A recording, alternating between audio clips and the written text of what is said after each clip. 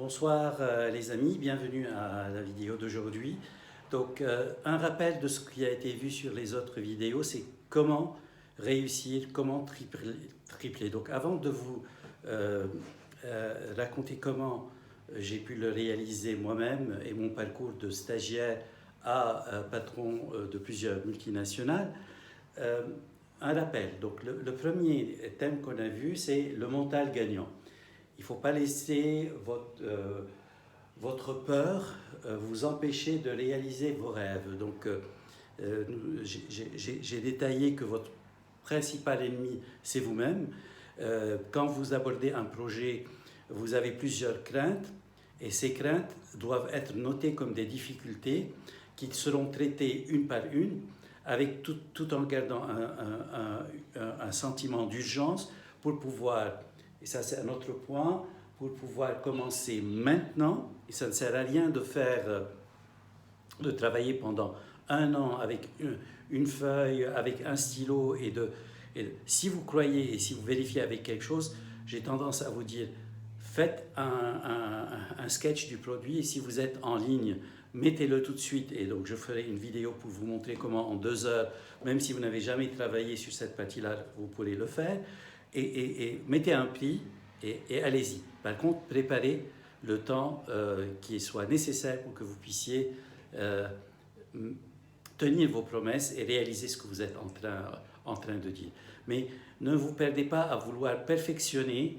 Il est important que votre projet s'autofinance, et c'est cette approche-là qui vous permettra de faire une croissance très, très rapide. Le deuxième point qu'on a vu, c'est de réfléchir différemment. Think different. J'avais abordé le sujet de la solution de vente de parfums. Plutôt que de vendre un produit contre les concurrents, je vais plutôt aller voir les patrons pour leur dire comment ils peuvent tripler leur chiffre d'affaires grâce à une senteur qui est adéquate, parce qu'elle va mettre les clients en confiance, plutôt que d'aller montrer des produits. Donc, placez ceci dans un contexte de solution. Troisième point, c'est de savoir se mettre à la place du client. Il faut savoir que ce qui est bien pour le client sera bien pour votre vente. Et le client vous remerciera, parce que vous n'êtes pas là pour lui vendre. Vous êtes là comme un expert pour choisir pour lui la meilleure solution. Le quatrième point qu'on a vu, c'est de ne pas voir petit. Si Amazon s'était mis comme les autres, au moins il s'était mis en vente en ligne, d'être une boutique en ligne pour vendre des livres, eh bien ils en seraient toujours là, ils seraient peut-être le numéro 1 des vendeurs en ligne. Non, Jeff Bezos a mis dès le départ son ambition d'être le numéro 1 de toute vente, de tout produit, et donc il s'est donné ces moyens-là progressivement. Il a commencé rapidement, et il a pu enclencher avec justement des alliances, des plateformes. Donc, think big, comme disent les Américains, et puis quand vous êtes en face d'un objectif qui est élevé et que vous ne pouvez pas le réaliser, eh bien, c'est là où il faut pouvoir trouver les alliances. Bien négocier avec les fournisseurs, bien négocier avec d'autres partenaires, savoir les motiver et les convaincre d'aller avec vous sur cette solution-là. C'est là tout l'exercice et tout un art, que je reviendrai là-dessus également. Sixième point, c'est construire une offre de valeur. Donc ça, c'est et qui est de la valeur et pour le client et pour vous, parce que si vous perdez de l'argent, vous n'allez pas pouvoir faire votre croissance. Vous êtes là pour également pouvoir réinvestir dans votre application et de pouvoir grandir rapidement. Et puis, donc, comme je vous l'ai dit, c'est de démarrer maintenant. Sur ce qui est dit, de voir ce qui est bien et qui va vous guider sur toute cette, dans la vente des solutions. Quand j'ai dit que ce qui est bien pour le client est bien pour votre business, encore faut-il savoir ce qui est bien pour le client. Ce qui est bien pour le client, c'est ce qui va lui simplifier la vie et simplifier son problème. Mais ça veut dire connaître c'est quoi son vrai problème, ce que les Américains appellent les pains. Une fois que vous avez, et le but de tout entretien que vous avez avec lui en préparation de la bonne solution est de savoir qu'est-ce qui lui fait le plus mal, parce que c'est ça qui l'amènera à acheter et qui vous permettra de lui rappeler, une fois qu'il commencera, vu les investissements, à vouloir reporter son projet là, travailler sur là où ça fait mal, trouver une solution pour là où ça fait mal, marteler votre message pour pouvoir mettre une priorité, mais de manière complètement différente. Le but est n'est pas que le client ait mal à la tête une fois qu'il vous voit. Le but, c'est de dire, eh bien, là, je me sens pris en main et que j'ai quelqu'un qui puisse m'aider. Bon. Je vous ai également raconté comment, avec le mental gagnant, avec lequel j'ai commencé quand j'avais mes études d'ingénieur et même avant, quand j'ai fait mon stage dans les livres, un autre ingénieur aurait pu se dire, moi je n'ai pas fait ces études-là pour le faire, pour vendre des encyclopédies. Eh bien, j'avais besoin de gagner cet argent de poche, et de là où ça aurait pu être un problème, parce qu'on on se considère qu'on est moins aisé ou qu'on a moins de chance que les autres, ça a été mon drive. J'avais besoin de pouvoir me lancer et que ça soit rentable, et rentable très rapidement. Et ça a été mon moteur pour justement pour ne pas m'arrêter à la première difficulté et de travailler. Donc ça, c'est un autre point, il faut travailler très durement. Ceux qui vous disent, écoutez, on va tout automatiser, vous allez voir qu'en travaillant 1 heure par jour, vous allez tout gagner, c'est du pipeau. Donc c'est le travail qui compte, mais une fois que vous avez le bon modèle, bien sûr, vous pouvez recruter des personnes et vous pouvez dupliquer au énième et voire même à l'international. Donc, une fois que j'ai été en France pour faire mes études du Conservatoire national des arts et métiers après mon diplôme d'ingénieur, j'avais également, je pouvais m'arrêter à cette difficulté-là, qu'il fallait faire un stage, je ne connaissais personne. Donc je vous ai dit comment, avec beaucoup de jeux, je me suis mis sur la place des défenses, en train d'aborder les patrons pour essayer de les convaincre, pas de me rendre un service, mais sur le service que je pouvais leur rendre, vu que je parlais l'arabe également, le français et très bien l'anglais, à l'international, et que j'avais la tchatche nécessaire pour pouvoir les aider à prendre des contrats. Et c'est ceci, c'est à la fois hargne-là et cette confiance, ce mental gagnant, et d'avoir réfléchi à la place du client. Donc, de dire, eh bien, si j'étais à la place du client, qu'est-ce qui me ferait convaincre de prendre cet ingénieur? Qu'est-ce qui peut m'amener? C'est la première des choses que je vais regarder. Et c'est ceci qui a été vu. Et je n'ai pas vu petit au moment où j'ai vu les stages. J'ai adressé les plus grands comptes. Donc, je n'ai pas eu peur d'intercepter le numéro 2 d'AXA, le numéro 2 ou de Thomson. Je ne me suis jamais arrêté en me disant que, eh bien, j'ai pris un nom. Et alors, celui qui n'essaye rien n'a rien. Surtout que j'ai eu l'impression, du moins, que mes interlocuteurs étaient dans le respect et étaient également que j'avais leur écoute. Donc ça c'est un point. Et puis je me disais, eh bien, si j'ai eu 10 réponses négatives, eh bien, avec les statistiques, on dit qu'il y en a 1 sur 20, eh bien, il me reste à prendre 10 contacts et après j'aurai mon stage et mon rendez-vous. Donc vous allez me dire, eh bien, écoutez Antoine, nous on n'a pas votre caractère. Et c'est pour ça qu'après avoir abordé, moi-même, rassurez-vous, vous n'avez pas besoin d'avoir fait ou de la vente pour réussir. Les 150 autres personnes, et j'en citerai quelques-uns avec l'histoire qui m'a permis de les prendre également comme moi, sortant de leur diplôme d'ingénieur, j'avais eu de tout. J'avais eu des timides, j'avais eu des gens qui ne voulaient pas faire de la technique. C'est une méthode qui vous prend pas à pas, et si vous l'appliquez, vous avez de fortes chances de réussir. En tout cas, ça m'a réussi, ça a réussi à toutes ces personnes-là, et donc il faut s'accrocher, il faut savoir aller de l'avant. Donc après que j'ai fait mon stage, je suis rentré au Liban avec même une offre de travailler à l'international pour leur développement, alors que j'étais stagiaire, parce que j'ai su me rendre utile. Ça, c'est un autre point qu'on a abordé également, comment se rendre indispensable, même quand vous êtes pris au début de l'échelle. Quand je suis rentré, eh bien, j'ai été recruté grâce à un contact que j'ai eu à travers notre voisin par une société. Donc quand j'ai regardé, j'ai trouvé que c'était une PME. Étant diplômé de grandes écoles d'ingénieurs avec le Conservatoire national des arts et métiers, et ayant travaillé plutôt dans la réfrigération que dans une société qui était informatique à ce point-là, je pouvais me dire, eh bien, c'est pas mon ambition. Donc qu'est-ce que... Et là, mon conseil, c'est quand vous avez un job, prenez-le. C'est vous qui le transformez. Et c'est effectivement ce qui est arrivé. Il y a, ce qui est le plus important, c'est la personne avec qui vous allez travailler. Soit cette personne-là est quelqu'un que vous sentez et que vous accrochez avec lui et que c'est un inspirateur, voire même qui sera un accélérateur de votre business, soit vous avez quelqu'un qui va vous mettre des bâtons dans les roues parce que ce n'est pas son argent à lui et il a peur que vous lui...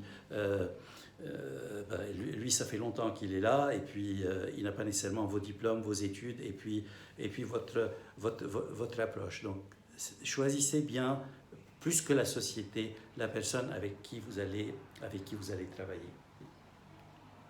Et donc, je disais que cette société, où j'ai été recruté plutôt comme un ingénieur de technique, m'a envoyé aux États-Unis, m'a envoyé en Suisse, m'a envoyé en Allemagne pour faire des études et pour devenir l'expert, pour conseiller dans les installations des salles informatiques. Donc, j'ai trouvé cette partie très intéressante, mais je manquais de pratique pour pouvoir réussir. Donc, j'ai beaucoup travaillé, j'ai beaucoup étudié et j'ai eu beaucoup de craintes au début, comme quoi je n'allais pas réussir.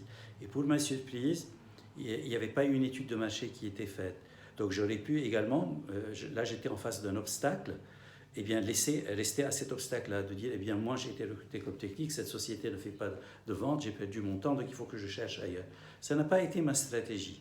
Ça a été ma stratégie à chaque fois que j'ai rencontré une difficulté, et c'est ça que je vais vous communiquer, c'est d'essayer de transformer cette opportunité en chance, de pouvoir dire, eh bien, si c'est difficile, ça doit me rendre plus déterminé. Oui, c'est difficile quand on cherche un stage et qu'on n'est pas français et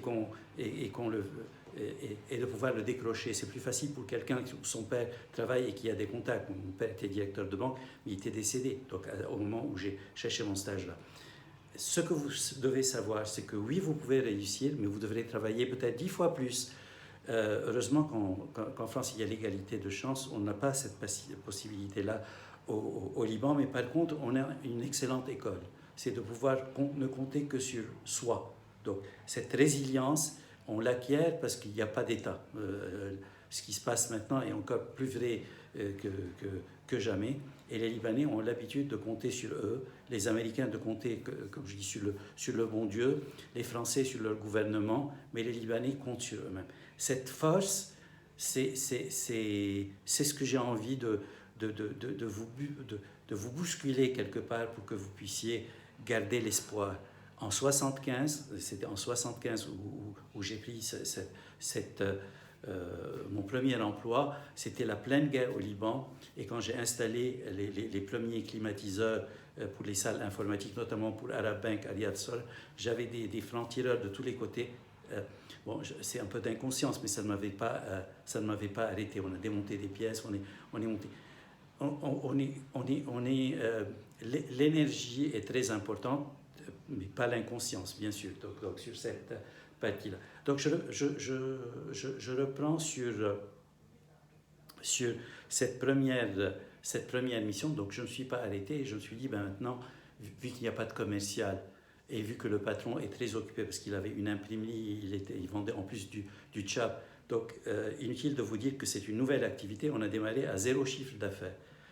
Eh bien, j'ai pris le taureau par les cornes. Donc, je devais avoir 22 ans. Et donc, et j'ai pris tous les contacts. Je lui ai dit, écoute, à mon patron qui était le propriétaire, donne-moi la liste de tes contacts des banques, parce que lui était directeur commercial de NCR, et je les ai appelés et je les ai vus un par un.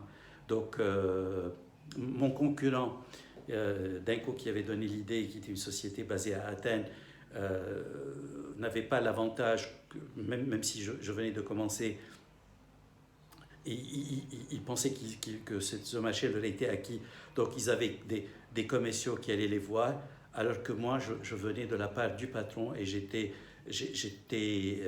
j'en donnais. Donc on voyait tout de suite que là, c'est un ingénieur Bac+6 qui était un expert et qui parlait avec des chiffres, qui était sûr de ce qu'il disait, parce que j'avais bien préparé. Et c'est cette confiance qui a fait que donc, j'ai commencé à signer des prestations de salle informatique, entre le faux plancher, entre les climatiseurs de précision. Au début, on a commencé avec par banque, c'était des chantiers entre 50 et 100 000 dollars.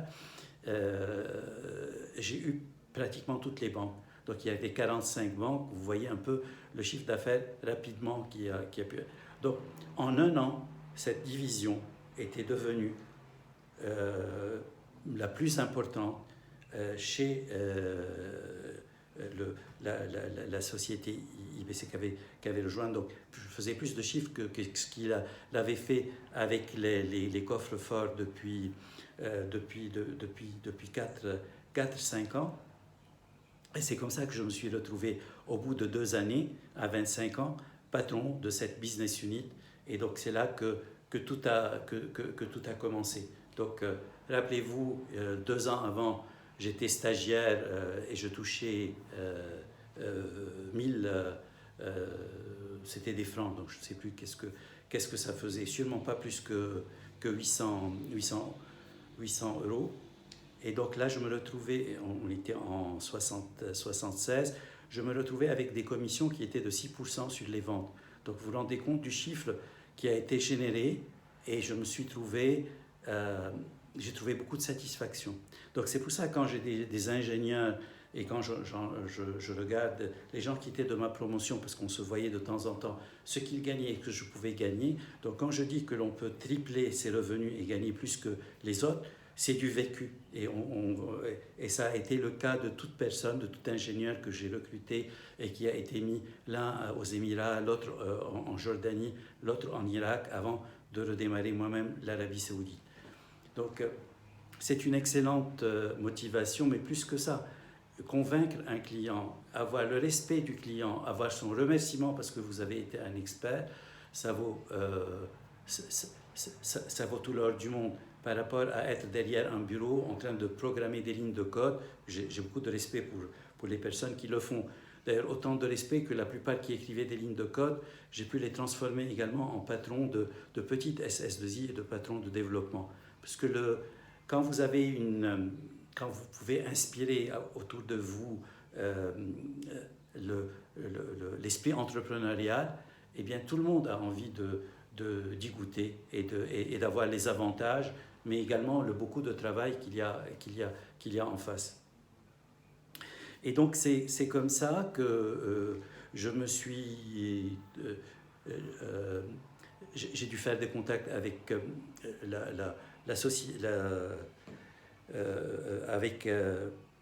j'étais connu très rapidement comme étant le jeune qui pouvait vendre, donc surtout vu que mes contacts n'étaient pas le responsable informatique, mais étaient les patrons de banque, et dans un pays où il y a beaucoup les gens se parlent, donc j'ai eu une proposition de rejoindre une société plus grande, de taille plus importante, mais bon, comme tout jeune, j'avais vu que mon patron avait investi sur moi, j'avais refusé cette proposition-là.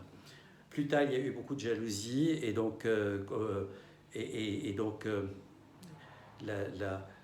j'avais préparé un projet pour démarrer l'Arabie Saoudite à ce moment-là, et à cause de ces jalousies-là, eh bien, le patron avec qui je travaillais m'avait dit, eh bien, non, Antoine, ce ne sera pas vous. Donc, il avait une... j'aurais pu également m'arrêter à cet obstacle-là, donc, et me sentir un un peu trahi parce que c'était également mon projet, c'est moi qui avais tout fait et j'avais envie de multiplier par 100 cette expérience-là. Et le plus grand territoire était l'Arabie Saoudite dans les pays du Golfe. Eh bien, ça ne m'a pas arrêté. Par la suite, j'ai eu la même société qui m'a rappelé et qui m'a demandé de les rejoindre. Eh bien, je me sentais libre cette fois-ci de répondre positif et voire même de faire une compensation au niveau du patron sur mes cours de formation et sur le stock et de reprendre pour le compte du nouveau groupe. Je suis en train de parler de Holcom et de MDS et de démarrer avec eux. Une expérience très enrichissante et donc quand j'ai commencé, également, ça restait une entreprise à taille locale, pratiquement, donc, vu que MDS, qui était couple avec Georges et Ralph, on était sur la transposition des clients qui étaient de l'activité Olivetti à des ordinateurs Data General. Et au moment où on m'a demandé de les rejoindre, eh bien, j'ai eu l'idée, et c'est ce que j'ai discuté avec vous, de ne pas avoir peur d'avoir, même tout jeune, un projet et de vendre votre projet. Donc j'ai vendu le projet. J'ai dit, écoutez, vendre des data general à des clients Olivetti, pourquoi ne pas faire mieux? Pourquoi ne pas prendre cette activité que j'ai commencé et de pouvoir aller plus loin? Et c'est comme ça que cette activité a commencé.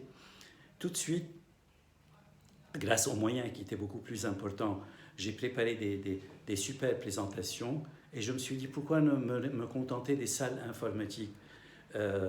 Faisons plusieurs choses. La première, et ça on va aborder le côté alliance.